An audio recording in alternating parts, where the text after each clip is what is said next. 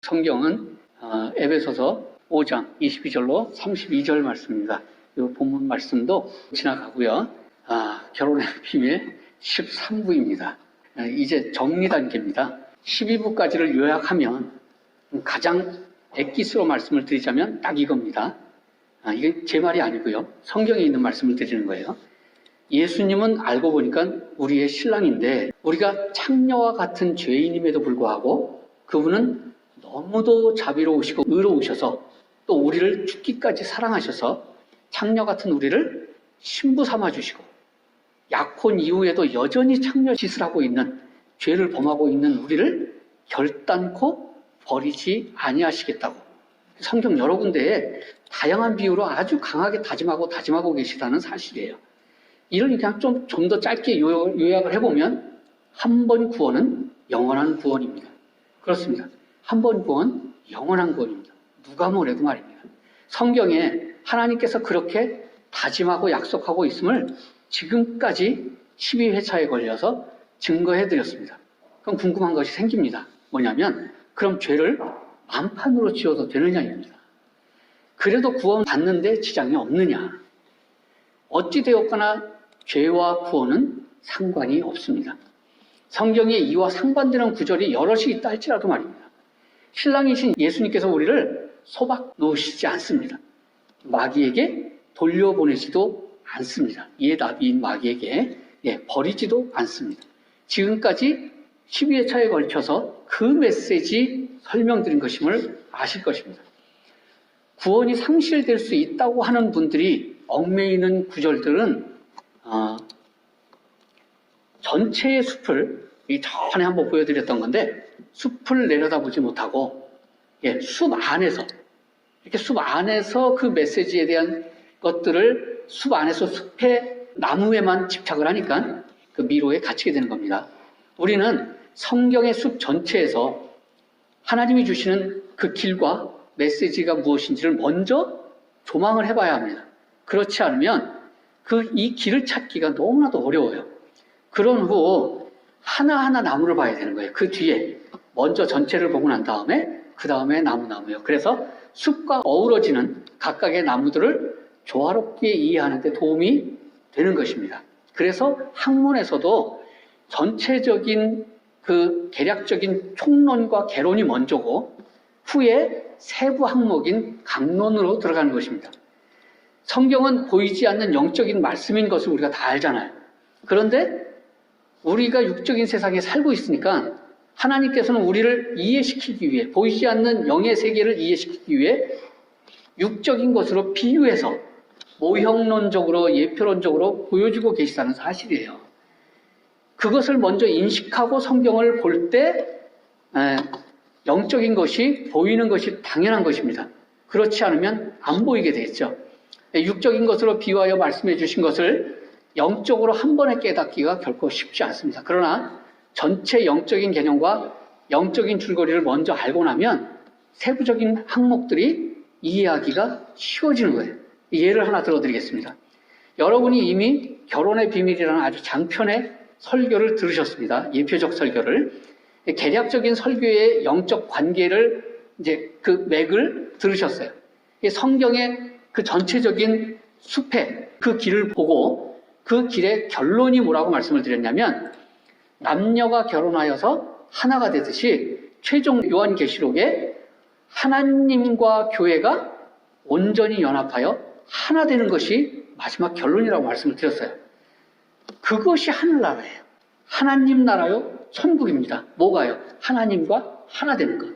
그래서 계시록에서 보면 우리가 연합하여 하나님을 모시는 우리가 성전을 이루어가는 거예요. 신부로 단장한 예루살렘 성을 이루어가는 것 아니겠습니까? 그러니까 천국은 뭐냐고요? 하나님과 하나로 연합하는 것이요.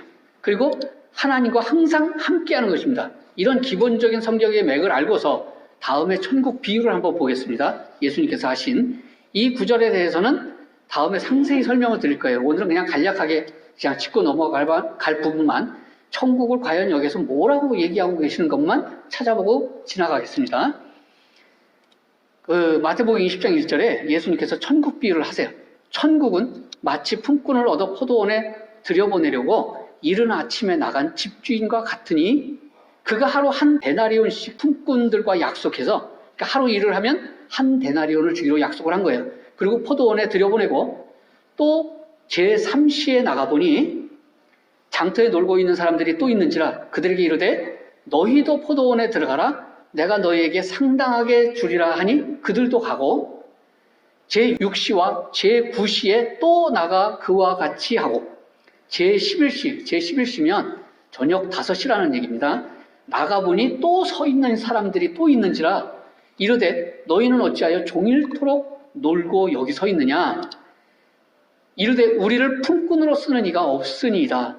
이르되 너희도 포도원에 들어가라 하시니, 저물매 포도원 주인이 청지에게 이르되 품꾼들을 이제 다 불러 나중 온 사람부터, 그러니까 저녁 5시쯤에 마지막에 들어온 사람부터 시작해서 일찍 들어온 사람까지 다 품삯을 주라 하니, 제11시에 온 자들이 와서 한 데나리온씩을 받거늘 먼저 온 자들이 와서 난 더 주겠지 했더니 그들도 한 데나리온씩을 받은지라. 받은 후 집주인을 원망하여 이르되 나중 온 이 사람들은 1시간밖에 일하지 아니하였거늘 그들을 종일토록 수고하고 더위와 견딘 우리와 어떻게 같게 하였나이까. 불만이에요. 주인이 그 중에 한 사람에게 대답하여 이르되 친구여, 내가 너에게 잘못한 것이 없는데 너와 내가 한 데나리온에 약속하지 않았느냐. 너의 것이나 가지고 가라. 나중 온 이 사람에게 너와 같이 주는 것이 내 뜻이니라. 내 것을 가지고 내 뜻대로 할 것이 아니냐. 내가 선함으로 네가 나를 악하게 보느냐. 이와 같이 나중된 자로서 먼저 되고 먼저 된 자로서 나중되리라. 예, 우리가 너무나도 잘 아는 구절이에요. 이 예수님의 천국 비유의 말씀에서 지금 천국이 뭐라고 말씀하고 계시는 거죠? 품삯으로 받은 한 데나리온을 천국으로 알고 있는 분들이 참 많아요. 14절에 내가 일찍 들어온 사람도 나중 온 이 사람도 너와 같이 주는 것이 내 뜻이라 하신 말씀처럼, 이와 같이 천국은 어려서부터 믿은 모태신앙이나 젊어서 믿기 시작한 사람이나 인생 말년이 다 돼서 믿기 시작한 사람이나 동일하게 천국을 주시고자 하신다는 게 하나님의 선하신 뜻이다 라는 의미로 그렇게 해석들을 많이 하세요. 예, 물론 이외에도 다양한 해석들이 있습니다. 물론 첫 번째 들어온 사람들은 누구라고 얘기를 하냐면 유태인이라고 얘기를 하기도 하고, 나중에 들어온 오후 5시에 들어온 사람들은 이방인 우리라고 생각을 하는, 그렇게 해석하는 분들도 있습니다. 그러나 성경의 가장 기본적인 우리가 맥을 알고 있으면 천국으로 비유되는 것이 한 데나리온 품삯이 아니라는 것을 알아요. 왜? 한 데나리온은 우리의 노고, 우리의 품삯으로 내 대가로 받은 거기 때문에요. 천국은 대가로 주어지는 게 아니잖아요. 그죠? 선물이지. 말 그대로. 천국의 참 의미는 조금 전 말씀드렸듯이 진짜 의미는 뭐라고요? 나와 주인인 하나님과 하나 되는 거예요. 영원히 주님과 함께 할 수 있는 것이 천국이라고 말씀을 드렸습니다. 그걸 모르고 하니까 자꾸 엉뚱한 해석들이 나오게 되는 거예요. 사실 이 구절들은 기본적인 그냥 문법만 알아도 천국이 무엇으로 비유되었는지 쉽게 알 수 있는 거예요. 그런데 그게 왜 안 보일까요? 성경의 전체의 숲을 보려 하지 않고 그냥 그 구절에 집착해서 그 나무에서 전체적인 숲의 길을 찾으려고 하니까 안 보이고 힘든 겁니다. 주님이 말씀하시고자 하시는 결론에 집착하니까 천국 비유의 대상이 한 데나리온으로 잘못 보게 되는 거예요. 그러니 전반적으로 해석이 엉뚱한 방향으로 흘러갑니다. 예, 마태복음 20장 1절을 다시 보면은 천국은 마치 품꾼을 얻어 포도원에 들여보내려고 이른 아침에 나간 집주인과 같으니, 예, 기억이 잘 안 나시겠지만 한번 학생 때 배웠던 것을 다시 되짚어 보면서 이 문장의 주어와 수어를 한번 찾아보는 겁니다. 여기서 주어가 뭐겠습니까? 은으로 끝나는 게 주어죠. 은. 뭐냐면 천국은, 이게 주어입니다. 천국은 뭐냐 할 때 천국은이 주어져. 그리고 수로는 뭐뭐다, 뭐뭐이다로 끝나는 게 수로입니다. 그러므로 주인과 같다가 수로예요. 그러니 주인이 수로죠. 다시 말씀드려서 이 문장에서 수식어를 다 빼고 나면 한마디로 뭐라고요? 천국은, 이게 제가 안 적었는데, 천국은 주인이다. 입니다. 천국은 주인이다. 예. 단지 여기서 비유로 말씀하셨기 때문에 천국은 주인과 같다라가 되겠네요. 그리고 품꾼을 찾아 포도원에 들여보내려고 라든가 이른 아침에 나간 이런 것들은 전부 다 뭐라고요? 수식어. 수로를 수식하고 있는 수식어입니다. 이처럼 하나님은 처음부터 천국이 주인이라고 이야기해주고 말씀을 시작하고 계신 거예요. 그런데 천국은 주인이다. 이게 성경의 맥과 연결을 짓지 않으면 이해하기가 쉽지 않거든요. 왜? 천국은 분명히 장소적 개념인데 여기서는 지금 천국을 인물이라고 하니까 천국이 주인이야? 이게 무슨 소리야? 그러니 문법적으로 맞는데 그게 아닌가? 하고 다른 것을 자꾸 찾게 되는 거예요. 천국은 주인이다는 그 의미가 천국은 주인과 함께하는 것, 또 천국은 주인과 하나 되는 것을 의미하는 겁니다. 그러므로 그 포도원에서 주인과 함께 계속 일하게 되는 것, 이것이 천국이에요. 그것을 알려주고 그것이 잘못되면 함께 계속해서 천국에서 일하지 못한다. 그러니까 나와 함께 일하지 못한다라는 것을 알려주고 싶은 게 예수님의 근본 메시지였던 거예요. 예. 그래서 사실 거기에 그 원망을 하고 한 데나리온밖에 왜 안 주냐 했던 사람들은 내 것을 가지고 가라 하고 그 사람은 더 이상 일을 못하게 되는 상황이 된 거예요. 포도원에서. 예. 그러니까 그 사람은 애시당초 천국 백성이 아니었던 거죠. 예. 성경의 맥을 아는 우리는 아, 그래, 맞아. 천국은 하나님과 하나 되는 거야. 하나님과 영원히 함께하는 것이야 라고 금방 깨달을 수 있어요. 그러나 그 총론을 모르고 전체적인 그 길을 모르고 숲만 보고 강론만 보고 이렇게 구절에 얽매이면 그냥 그 구절 가지고 씨름하다가 한 데나리온이 천국이 되고 마는 겁니다. 이게 성경의 퍼즐이 안 보여요. 그러니 여길 보면 한 번 구원은 영원한 구원 같기도 하고 이 말씀을 들으면 저길 보면 구원받았다고도 행위에 따라서 구원을 잃어버릴 수 있는 것 같기도 하고 이렇게 헷갈리는 겁니다. 결혼의 비밀 12회차에까지 설교를 통해서 분명히 우리가 알 수 있었던 것이 무엇이었냐면 우리의 행위와 상관없이 하나님 쪽에서, 우리 쪽에서가 아니에요.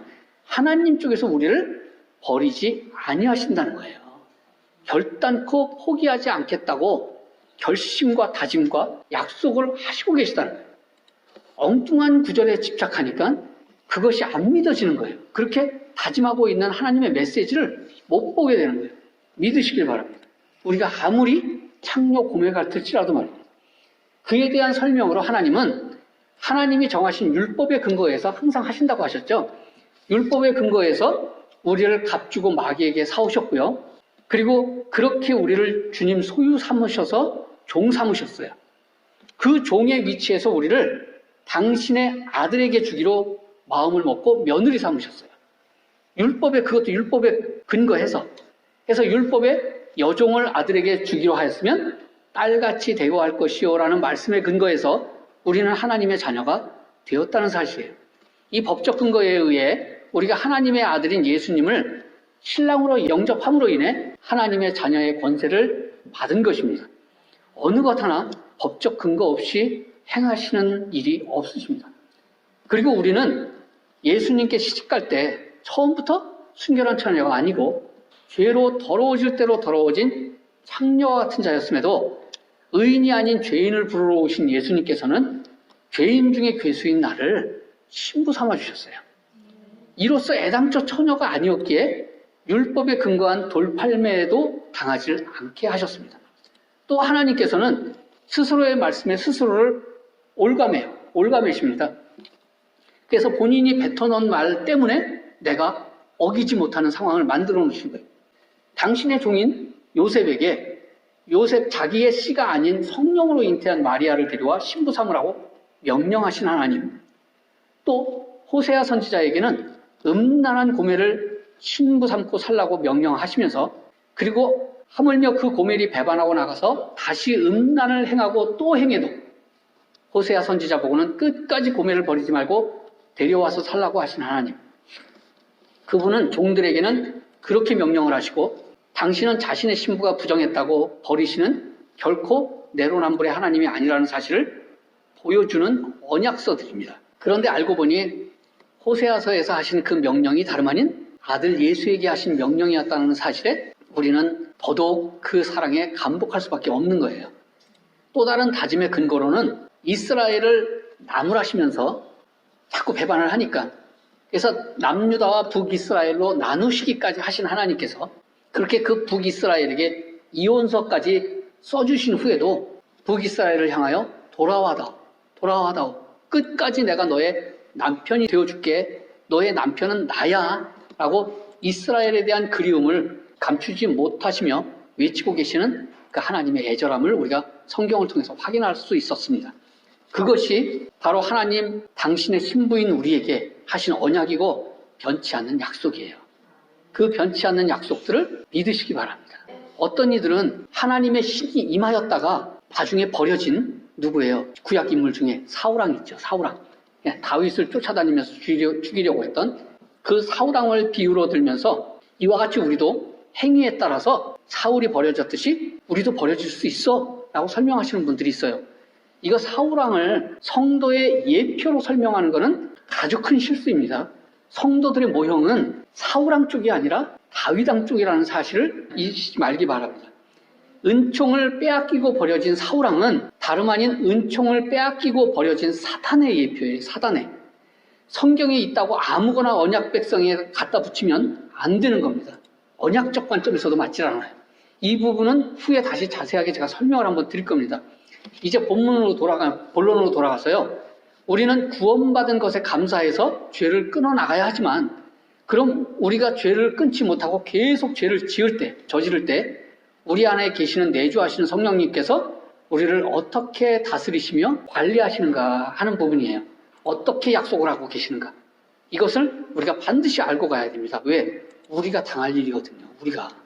이를 위해서 먼저 성령에 대한 이해와 성령이 우리 안에서 어떤 사역과 반응을 하시는지 알아보겠습니다. 이 성령에 대해서 전체 다 알아보는 게 아니고 오늘 설교에 필요한 부분만 알아보겠습니다. 구약에 성령이 앞으로 신약시대에서 우리 안에 내주할 거야 라는 걸 미리 예언해 주신 말씀이 있습니다. 그게 에레미야 31장 31절이에요. 나 여호와가 말하노라 보라 날이 이르리니. 무슨 날이요? 예수님의 십자가의 날을 얘기하는 겁니다. 내가 이스라엘의 집과 유다 집에 새 언약을 세우리라. 나 여호와가 말하노라 이 언약은 내가 그들의 열조의 손을 잡고 애굽 땅에서 출애굽할 때 인도하여 내던 날에 세운 것과 그때 줬던 시내산에서 줬던 율법과 같지 아니할 것은 내가 그들의 남편이 되었어도 그들이 내 언약을 그 율법을 파하였습니다. 나 여호와가 말하노라 그러나 그날 후에 예수님 십자가 날 이후에 내가 이스라엘의 집에 세울 언약이 이러하니 곧 내가 나의 법을 하나님의 율법을 하나님의 말씀을 그들의 속에 둔다는 거예요. 마음속에 두며 그 마음에 기록하여 나는 그들의 하나님이 되고 그들은 내 백성이 될 것이라. 무슨 말씀입니까? 보라 날이 이르리니 그 날에 하나님께서 새 언약으로 갱신하시겠다는 거예요. 이것도 한번 설교 말씀을 드렸는데 변치 말아야 할 하나님께서 어떻게 언약을 바꾸실 수가 있었는지에 대한 언약적 근거를 먼저 말씀을 드렸었죠. 기억나시는지 모르겠는데 내용이 간략하게 말씀을 드리면 아브라함과 언약식을 맺어요. 아브라함에게 내가 너에게 복을 줄 거야. 하늘의 별과 바닷가의 모래와 같이 너의 어마어마한 자손들을 줄 거야. 이렇게 약속하시는 부분에 그리고 가나안 땅을 너에게 영원히 줄 거야 라고 약속하시는 그런 부분들 그리고 앞으로 너희 자손들에게 줄 그 율법도 지킬 거야 라는 부분을 언약을 하셨는데 아브라함이 어떻게 내가 믿냐 하니까 이제 언약식을 그럼 맺자 하고 언약을 하는 그 과정에서 짐승을 죽이죠. 그 짐승처럼 만약에 하나님께서 너하고 하고 맺은 이 언약을 어기면 내가 이 짐승처럼 죽임을 당할 거야 라고 말씀하신 부분인데 하나님께서 십자가에서 그 짐승처럼 그렇게 죽임을 당하셨어요. 그래서 언약을 변개하실 수 있는 근거가 된다고 먼저 설교 때 말씀을 드렸습니다. 그래서 새 언약을 그날 후에 세우리라는 말씀을 하신 거예요. 그래서 변치 않는 그분이 새롭게 언약갱신을 하실 수 있는 근거가 된 거죠. 32절에 보면 새 언약은 출애굽에서 시내산에서 주는 언약처럼 돌에 새기지 않겠다는 겁니다. 돌에 새기니까 너희가 그 언약을 우습게 생각하고 남편이 나를 버리고 떠나가더라는 거예요. 십자가 사건이 있는 그날 이후에 그래서 하나님의 법을, 하나님의 율법을 어디에 새기겠다고요? 우리의 마음에 이제 새겨놓겠다는 거예요. 돌에다 새기지 않고 파괴하지 못하도록. 예, 뭔 소리입니까? 이해가 가세요? 제가 말씀드리려고 하는 거는 예수님 십자가 사건 이후 신약 시대에 와서 우리의 마음에 들어오시는 분이 누구라 그랬습니까? 성령이죠. 성령이에요. 그런데 지금 현재 에레미야서에서는 뭐라고 그러셔요? 우리 마음에 들어올 것이 뭐라고요? 하나님의 법이라고 합니다. 그죠? 율법. 그렇다면 하나님의 율법이 곧 성령이라는 의미가 되겠죠? 그리고 율법은 하나님의 말씀이니 3단 논법에 의해서 성령은 하나님의 율법이요, 하나님의 말씀이라고도 할 수 있는 겁니다. 뭔 소리야? 율법이 어떻게 성령이야? 하나님의 말씀이 어떻게 성령이야? 이해가 안 가실 수 있습니다. 그래서 하나님도 그러실 것 같아서 그게 염려가 돼서 같은 내용을 비슷한 이해할 수 있는 내용을 구약에 담아 놓으셨어요. 에스겔서 36장 26절에 또 새 영을 너희 속에 두고, 그죠? 이제는 영이라고 아예 꼭 집어주시죠. 새 마음을 너희에게 주되 너희 육신에서 굳은 마음을 제거하고 부드러운 마음을 줄 것이며 또 내 영을 너희 속에 두어 너희로 내 율례를 행하게 하리니. 그러니까 그 영이 뭐예요? 율법. 율법을 내 속에 두고 그 속에 있는 율례대로 행하게 하리니 너희가 나의 규례를 지켜 행할지라. 내가 너희 조상들에게 준 땅에서 너희가 거주하면서 내 백성이 되고 나는 너희 하나님이 되리라. 예, 구약의 에스겔서에서는 우리의 마음속에 두는 것이 뭐라고요? 영이라고 아예 구체적으로 꼭 집어 말씀해 주시죠. 구약에서 우리의 속에 두는 것이 에레미야에서는 율법이요, 에스겔에서는 영이라고. 이 둘은 같은 것이라고 알려주고 계신 말씀이에요. 이렇듯 에레미야와 에스겔 선지자를 통해서 성령이자 하나님의 말씀이 우리에게 임마누엘, 우리에게 임할 것을 미리 말씀하신 내용입니다. 그 말씀을 통해서 알 수 있는 것은 성령이 우리 마음에 들어오시는 것은 어떤 거라고요? 곧 하나님의 율법과 언약의 말씀이 우리 안에 들어오는 거예요. 성령은 곧 하나님의 말씀이요 율법이기 때문이에요. 그러므로 돌비에 새겨졌을 때와는 달리 우리 마음에 새겨진 율법이 우리가 죄 지었을 때 그 율법이 우리 마음속에서 생각나게 하신다는 거예요. 우리의 마음에 죄책감을 주신다는 거예요. 자신의 죄를 자백하고 회개케 하는 마음을 주신다는 거예요. 그래서 에스겔에서 우리로 하여금 자발적으로 하나님의 율례와 규례를 지켜 행하게 될 것이라고 말씀하고 계신 거예요. 여기서 우리 마음에 새겨질 하나님의 말씀을 단순한 글자처럼 생각하시면 안 됩니다. 왜? 하나님의 말씀인 성령을 그러면 크게 오해하는 거예요.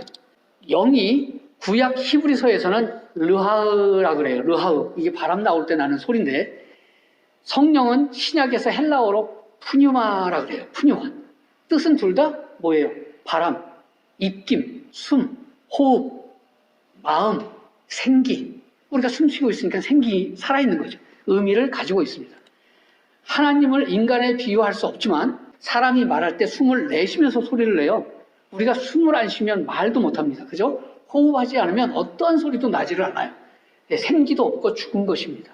그래서 그 뜻들이 나와 있는 거예요. 호흡을 통해서 말씀이 나오고 호흡은 또한 살아있는 것입니다. 그러니까 하나님의 말씀은 그냥 문자가 아니에요. 살아있는, 역사하시는 말씀인 거예요. 그 말씀 그대로. 그렇게 호흡을 통해서 나오신 하나님의 말씀만으로 하나님이 천지를 창조하셨잖아요. 권능의 영이십니다. 이제 이렇게 말씀드리는 것은 성령이 곧 말씀인데 그 말씀은 살아서 역사하시는 능력의 말씀이라는 것을 알려드리는 거예요. 그래서 모든 사람의 언약들을 반드시 이루어 가시는 능력이 되시는 거예요. 그것이 영이고 말씀인 거예요. 율법이고. 하찮은 인간의 말에도 하나님의 말씀에 권세가 있으니까 하나님께서 지으신 인간의 말에도 권세를 주셨어요. 그래서 역사의 권능이 나타납니다. 어떻게 볼 수 있어요? 물론 사람마다 다르죠. 권세 있는 자가 말을 한마디가 하면 아랫사람들이 다 그 말대로 따라요. 순종합니다. 권세자가 한강에 다리를 하나 놓아라라고 명령하면 설계자가 설계를 하고 시공자가 건설을 하잖아요. 그죠? 하물며 인간의 말도 이렇게 위력이 있어서 말 한마디에 어마어마한 다리가 생겨요. 예. 그러니 하나님의 말씀은 하찮은 인간의 말의 능력과 비교가 됩니까? 하나님의 말씀은 그래서 살았고 운동력이 있는 예리한 검과 같은 말씀이라는 표현이 있는 것입니다. 예. 그래서 에베소서 6장 17절에 구원의 투구와 성령의 검, 성령의 능력이라는 거죠. 성령의 능력이 바로 뭔 줄 아냐? 곧 하나님의 말씀이라. 그래서 성령은 곧 우리 안에 살아 운동력 있는 말씀인 거예요. 그 말씀대로 이루는 능력이요, 호흡으로 넣어지는 생명이요, 기름 부으심이라고 얘기합니다. 그래서 히브리서 4장 12절에 하나님의 말씀은 살았고 운동력이 있고 좌우의 날선 어떤 검보다도 예리하여 혼과 영과 및 관절과 골수를 찍어 쪼개기까지 하며 또 마음과 생각을 감찰하신답니다. 이렇게 살아 운동력 있는 하나님의 말씀은 그렇다고 강제성이 있나요? 하나님의 말씀에? 돌판에 새겨지지 않고 우리 안에 들어왔다고? 아닙니다. 자발적으로 갖도록 세미한 음성만 우리에게 주십니다.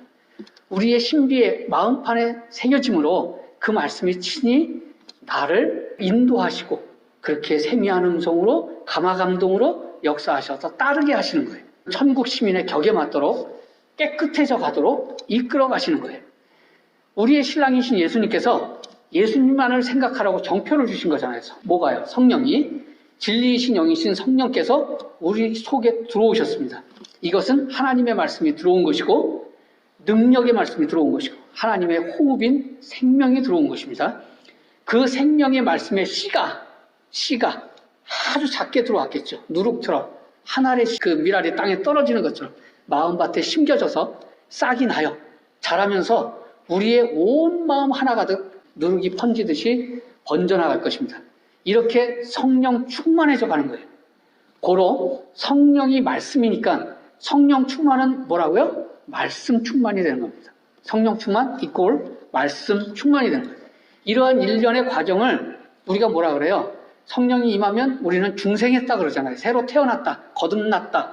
그리고 충만해 가져가는 성화의 과정까지 이르는데 저는 이거를 사실 성화라고 하지는 않습니다. 왜냐하면 성화는 저는 천국에 가서 이루어지는 거고 그냥 성숙한 그리스도인이 되어가는 과정이라고 보는 겁니다.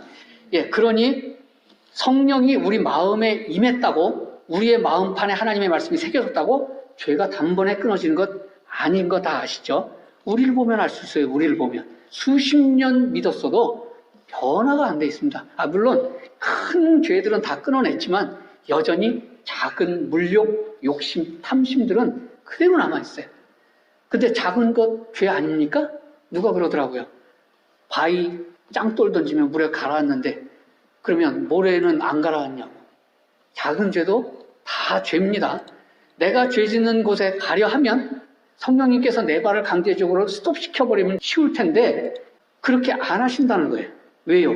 성령님은 우리와 교통과 교제하는 인격이신 분이시기 때문입니다. 강제가 아닌 자발적으로 스스로 끊어가도록 우리의 속에서 계속 말씀으로 하세요. 생각나게 하세요. 누구의 말씀이? 예수님의 말씀이. 창세기 4장 7절의 말씀처럼 죄의 소원은 내게 있으나 너는 죄를 다스릴지니라 하십니다. 우리가 죄를 다스리길 바라고 계세요. 죄가 그렇게 쉽게 다스려지냐는 거예요.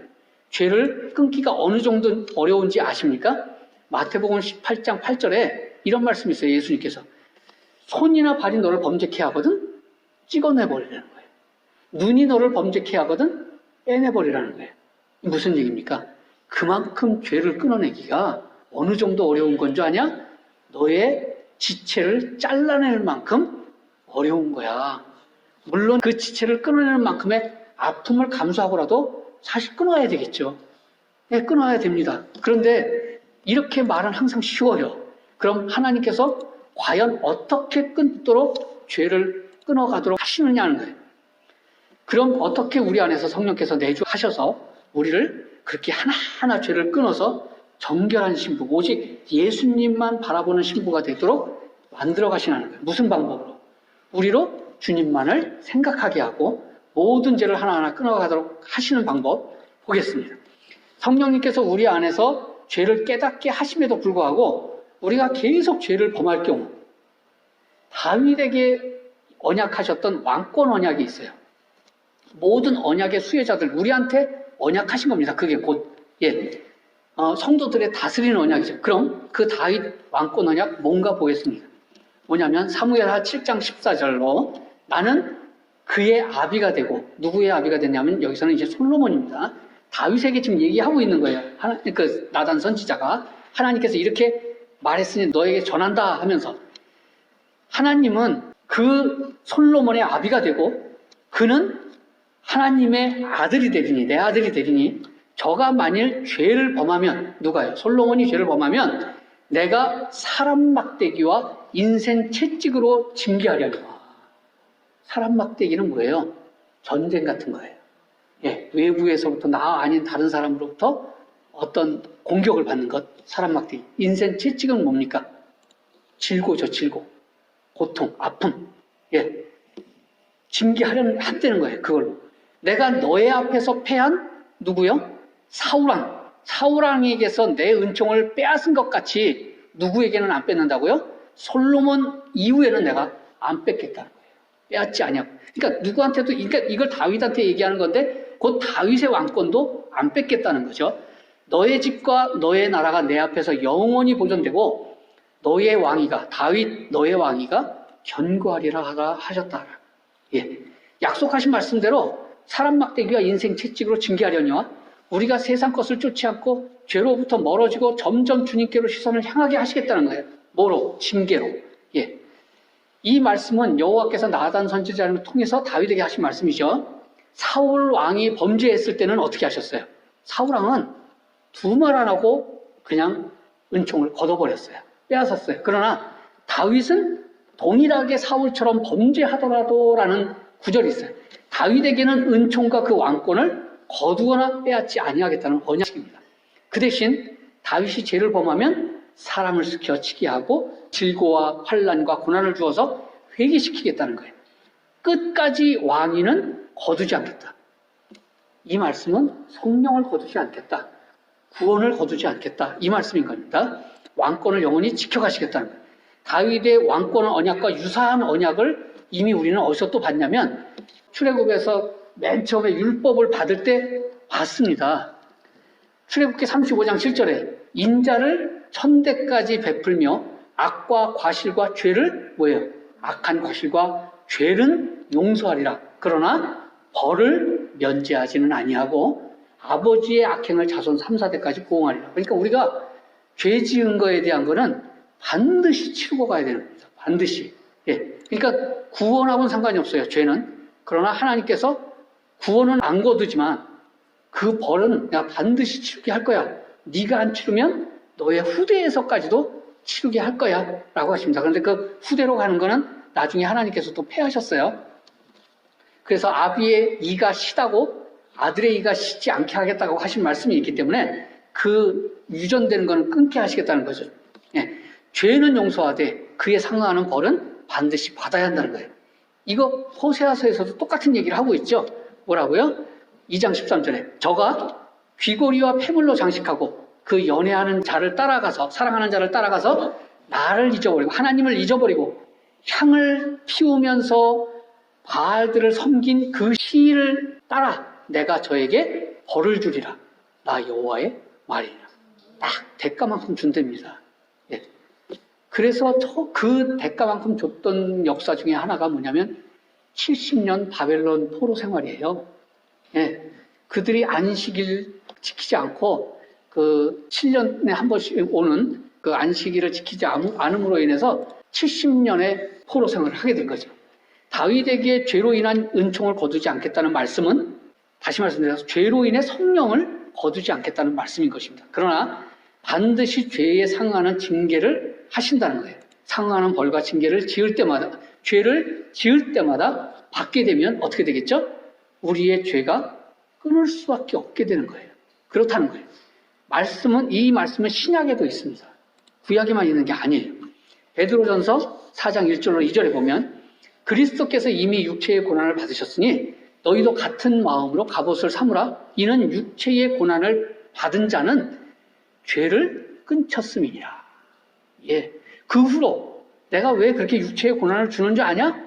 그렇게 죄를 끊치고 난 그 후로는 다시는 사람의 정욕을 따라 살지 않고 하나님의 뜻을 따라 나머지 육체에 남은 인생을 살게 하려고 고난을 주는 거야. 그래서 다윗과 동일하게 사람 막대기와 인생 채찍을 사용하는 거야 라고 하신 거예요. 호세아서의 고멜 이야기를 잠깐 다시 한번 보겠습니다. 이게 이제 거의 마지막 부분인데, 여기에 등장하는 음란한 고멜이 우리예요, 우리. 주님과 약혼했으면서도 허구한 날 죄와 사귀어 사는 우리의 표본이에요. 예표입니다. 남편인 호세아로 만족하지 못하고 다른 남자와 또 사랑하고 행음하기를 즐기는 고멜을 하나님께서 어떻게 돌이키시는지, 우리가 나가서 딴짓거리 할 때 어떻게 돌이키시는 건지에 대한 구절을 한번 보고 가겠습니다. 호세아서 2장 5절. 그들의 어머니는 음행하였고, 그러니까 그들을 임신했던 고멜인데, 그들을 임신했던 자는 부끄러운 일을 행하였나니 이는 그가 이르기를 나는 나를 사랑하는 자들을 따르리니 그들이 나에게 뭐 줬다고요? 복을 줬다는 거예요. 재물의 복, 떡과 물과 양털과 삶과 기름과 술들을 준다라고 했다는 거예요. 그러므로 하나님께서 내가 가시로 그 길을 막을 거네요. 그렇게 너가 지금 머리에 잔머리 돌면서 어떻게 돈을 벌을까, 재물을 쌓을까 막 이렇게 연구하는 거, 그 길 내가 가시로 막겠다는 거예요. 담을 쌓아버리겠다는 거예요. 그래서 다 어떻게 하겠다고? 망하게 하겠다. 그가 그 사랑하는 자들을 따라갈지라도 미치지 못하면, 사랑 여기가 우상이 아닙니다. 재물 얘기하는 거예요. 지금 미치지 못하며 그들을 찾을지라도 만나지 못할 것이라. 그제야 그가 이르기를 내가 본 남편으로 돌아가리라, 하나님께로 돌아가리라. 그때가 지금 형편보다 나았던 것 같아, 나았음이라 하리라. 곡식과 새 포도주와 기름은 내가 준 것인데 그는 바알이 준 거라고 생각했다는 거예요. 더 갖다 바친 은강금도 그에게 하나님께서 주신 것이거늘 그가 알지 못하는구나 한탄하고 계시죠. 그리고 2장 9절에 그러므로 내가 내 곡식을, 그것이 익을 계절에 너희가 뭔가 일을 추진을 했어요. 막 사업을 했어. 돈 잘 되려고 할 만한 거를 막 했어. 그것이 이제 성공을 거둘 만한 계절에 내가 싹 찾아가 버릴 거야. 내 새 포도주를, 그것이 맛들 만한 시기, 너가 지금 만들고 있는 그 포도주가 맛들 만한 시기에 내가 싹 망가뜨려 버릴 거야. 또 그들이 벗은 몸, 그래서 완전히 그들이 명예고 뭐고 다 잃어버리고 벌거벗게 돼서 그 자기의 그 추한 모습으로 내 양털과 내 삶을, 그러니까 그 몸을 가릴 것까지 양털과 내가 전해주었던 삶까지도 싹 뺏어버릴 거야. 이게 참 진짜 무서운 말씀입니다. 그죠? 이제 내가 그 수치를 그 사랑하는 자의 눈앞에서 드러낼 거라는 거예요. 그를 내 손에서 건져낼 자가 없다는 거예요. 사람이 없어지라. 아무도 그거를 야야 너 그래? 내가 도와줄게. 도움도 싹 끊어버리시겠다는 거예요. 내가 그의 모든 희락과 즐거움과 절기와 월삭과 안식일까지도, 쉼, 우리의 쉼까지도 전부 다 어떻게 하겠다? 헤아려버리겠다. 그가 전에 이르기를 이것은 나를 사랑하는 자들이 내게 준 값이라 하던 그 포도나무와 무화과라는 거예요. 그걸 다 너가 잘못 알고 있으니까 거칠게 해버리고 다 원상복귀 시켜버리겠다. 수풀이 되게 하겠다. 그리고 다른 엉뚱한 사람들이 와서 다 그걸 다 취해가게 하겠다. 그것들 다. 그걸 들짐승이라고 표현한 겁니다. 그가 귀고리와 폐물로 장식하면서 내가 어떤 일에 투자하고 뭘 하고 해갖고 정말 좋아졌다라고 생각하는, 그래서 막 나 돈이 생겼네 하고 장식했던 그런 것들을, 그러면서 사랑하는 자들을 따라가서 그 나를 잊어버리고 살았던 그 시일대로 내가 그에게 벌을 주리라. 여호와의 말씀이니라. 그러므로 보라, 내가 그를 타일러 이제 그 후에 거친 들로 데리고 가서 말로 위로를 하고 거기서 비로소 그의 포도원을 그에게 다시 주고 아골골짜기로 소망의 문을 삼아주리니, 이건 뭐냐면 아골골짜기, 내가 이제 그 상황까지 가니까 바닥까지 내려가니까 죽는 게 낫겠다, 야 죽는 게 낫겠어, 이런 하소연이 나온다는 거예요. 그럴 때 내가 너의 소망의 문이 되어줄게. 그가 거기서 응대하기를 어렸을 때 애굽 땅에서 올라왔던 그 날을 내가 다시 경험하네요라고 고백이 나온다는 겁니다. 네, 16절에 여호와께서 이르시되 그 날에 너가 나를 내 남편이라고 일컫고 다시는 네 입에서 바알이라고 일컫지. 야, 내가 저거 꼭 저거 해야 될 텐데 뭐 저거를 또 해야 될 텐데 이런 얘기 안 나올 거야. 얼마나 두드려 맞았으면 이렇게 고백이 터져 나올 만큼 두드려 맞습니까? 호세아서 2장 17절 내가 바알들의 이름을 그의 입에서 아예 싹 제하여 버리겠다. 다시는 그의 이름을 그 바알의 이름을 기억조차 하지 않고 부른 일이 없게 하겠다. 그날에는 내가 그들을 위하여 들짐승과 공중과 새와 땅의 곤충과 더불어 언약을 맺으며 이제는 그죠? 결코 변치 않는 언약이라는 거예요. 또 이 땅에서 활과 칼을 꺾고 전쟁을 없이 하고 이게 무슨 얘기냐면요. 구약에서 모든 전쟁은요. 육적인 전쟁은 뭐의 표상이냐면 예표냐면 마귀와의 싸움의 예표입니다. 그죠? 마귀와. 우리의 씨름은 혈과 육의 것이 아니요 세상 권세와 정사와 하늘에 있는 악한 영들과의 싸움이라고 했으니까 항상 악한 영들과의 싸움 얘기를 하고 있는 거죠.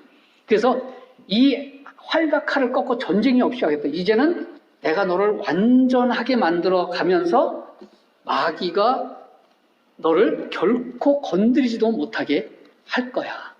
그들로 평안히 눕게 하리라. 내가 네게 장가들어 영원히 살되 공의와 정의와 은총과 국률이 여김으로 너에게 장가를 들며 진실함으로 네게 장가 들리니 내가 여호와야. 하나님께서 결코 고멜을 포기하지 않으십니다. 고멜은 자기가 연애하는 다른 남자들에게 풍족함을 얻었다고 생각했죠.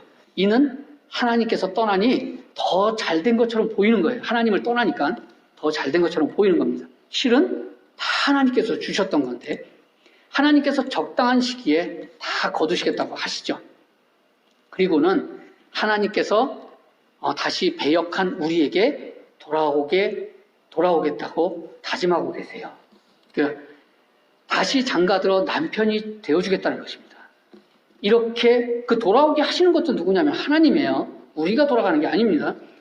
어떻게 해서든지 이렇게 음란한 고멜과 같은 우리를 하나님께서 찢으시고 싸매시고 고치시고 회복하시고 처음으로 돌려놓으시겠다는 거예요. 누가?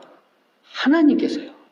이렇게 우리를 스스로 우리의 마음에 하나님께 돌이키게 하는 그 마음의 우러나옴과 육적인 역사들을 하셔서 우리를 그렇게 돌아오게 하시는 거예요.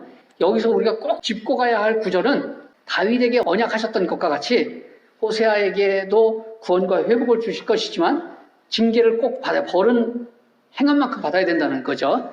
우리 안에 내주하시는 성령님께서는 우리를 이렇게 다스리고 관리하고 계십니다. 언제까지요? 우리가 승리할 때까지, 끝내 이긴 자가 되길 때까지. 내가 노력하여 이긴 자가 되는 것 아닙니다. 누가 한 거예요? 하나님이 다 하시는 거예요. 이긴 자 만들어 놓으시는 거예요. 그래서 계시록 3장 2절에 이런 말씀이 있죠. 볼지어다 내가 문 밖에 서서 두드리노니 누구든지 내 음성을 듣고 문을 열면 내가 그에게로 들어가 그와 더불어 먹고 그는 나와 더불어 먹으리라. 이기는 그에게는 내가 내 보좌에 앉아 함께 하여 주기를 내가 이기고 아버지 보좌에 앉은 것 같이 하리라. 이 구절은 누구한테 안 믿는 사람에게 하는 얘기가 아닙니다. 라오디게아 교회에게 하신 말씀이에요. 교회는 다니지만 아직 마음의 문을 열지 않고 주님이 그 안에 들어가지 못하고 계시는 사람들에게 하시는 말씀인 거예요. 그러니 우리에게 가장 중요한 거는 뭐냐면 그분이 들어오시는 거예요. 성자 예수님이 내 안에 모셔드리는 게 가장 중요해요. 예. 그러면 그분이 나를 이끌어 주시고 이긴 자 만드시는 거는 하나님께서 다 하신다는 거예요. 그래서 하나님이 오직 내가 마음 문을 두드리니 그 문을 바깥쪽에서 손잡이 없는 문을 두드리니 열어다오라고 하시는 말씀을 보통 우리가 이런 그림을 많이 보죠. 그 영국의 윌리엄 헌터라는 화가가 그렸다고 그래요. 근데 저기 문에 문고리가 없답니다. 그렇게 그렸답니다. 밖에서 열 수 없는 문이라는 거를요.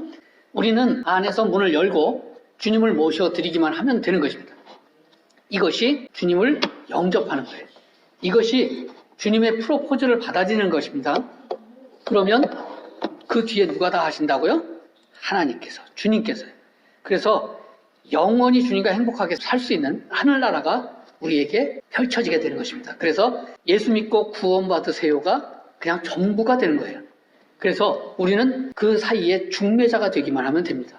나머지는 누가 역사하신다고요? 하나님이.